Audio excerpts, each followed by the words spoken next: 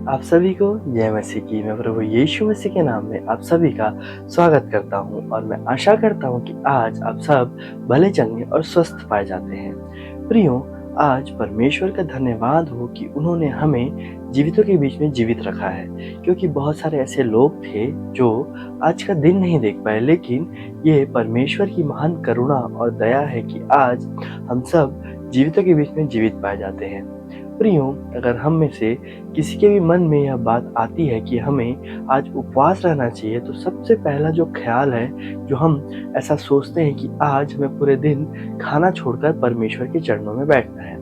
प्रियो, आज अगर हम देखें तो हमारे जीवन में जो उपवास है वो परमेश्वर से एक डील की तरह हो गया है। जैसे कि अगर हम देखें तो हम आज उपवास संसारिक चीज़ों के लिए रखते हैं। जैसे अगर हम आज उपवास में परमेश्वर से घर या गाड़ी या जॉब या तमाम ऐसी जो संसारिक चीज़ें हैं उनको मांगते हैं, ज़्यादातर उनको मांगते हैं, और हम यह नहीं देख पाते कि इस उपवास में परमेश्वर हमसे क्या चाहते हैं।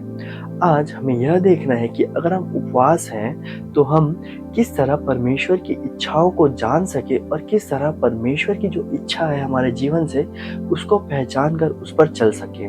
लेकिन हम में से सारे लोग, बहुत सारे ऐसे लोग हैं जिन लोग इस संसारिक चीज़ों को मांगने में व्यस्त हो जाते हैं। प्रियो, अगर हम देखें तो आज का जो हमारा उपवास है, इस बिजी शेड्यूल में भी जो हम उपवास रखते हैं वो ऐसा हो गया है कि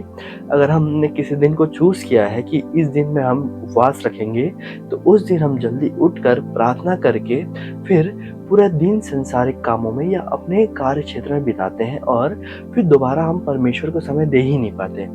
आज हमें यह देखना है कि यह जो हमारा उपवास का रीति है, कि जिस रीति से अभी तक हम उपवास रखते आए हैं, वो कहीं न कहीं हमें आत्मिक जीवन में आगे बढ़ने से रोकता है। इसलिए आज हम इस बात को समझें कि कैसे हम परमेश्वर के साथ उस समय को बिताएं जिस समय को हमने परमेश्वर के लिए अलग किया है। अगर हम उपवास का सही मतलब जानें तो जो उपवास है उसमें 2 शब्द आते हैं, उप और वास। इसका मतलब होता है कि हमें जिस भी दिन हम उपवास है उस दिन हमें सिर्फ और सिर्फ परमेश्वर के साथ, परमेश्वर के वचनों में समय बिताना चाहिए। क्योंकि अगर हम देखें तो अगर हमने उस दिन को परमेश्वर के लिए ठहराया है और हम उस दिन में सिर्फ सुबह की प्रार्थना करके और पूरा दिन संसार की चीज़ों में बिताते हैं, तो कहीं ना कहीं वो हमारे जीवन में अफेक्ट करता है। इसलिए अगर हम आज इस बात को जानें कि किस तरह से हम परमेश्वर से और भी क्लोज जाएं, और इस अंतिम समय में जो पवित्र शास्त्र में बताता है कि जैसे जैसे हम उस दिन को निकट आते देखें तो हमें और भी उपवास और प्रार्थना करनी चाहिए।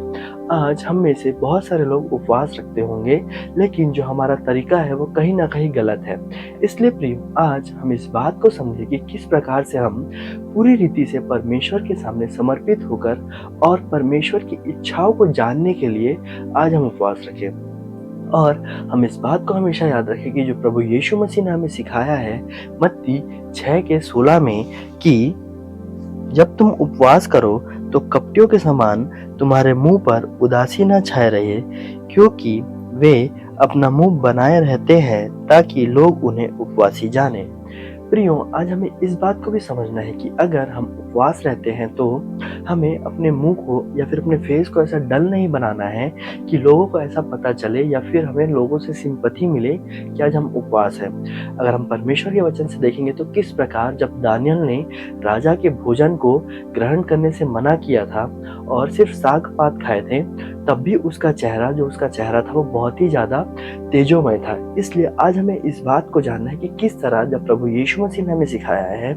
कि मनुष्य केवल रोटी ही से नहीं लेकिन परमेश्वर के वचन से ही जीवित रह सकता है, तो हमें जब उस उपवास के दिन जब हम परमेश्वर के वचनों को पढ़ते हैं या फिर हम परमेश्वर के वचनों को मनन करते हैं, तो हमें उस वचन से शक्ति और एनर्जी मिलती है। इसलिए अब जब कभी हम उपवास करें तो हम खाने से नहीं लेकिन परमेश्वर के वचन से उस पूरे दिन में जीवित रहने वाले हो सके, और ताकि हम उस आशीषों को जो परमेश्वर ने हमारे लिए ठहराया है, उस आशीषों को हम परमेश्वर से ग्रहण कर सके।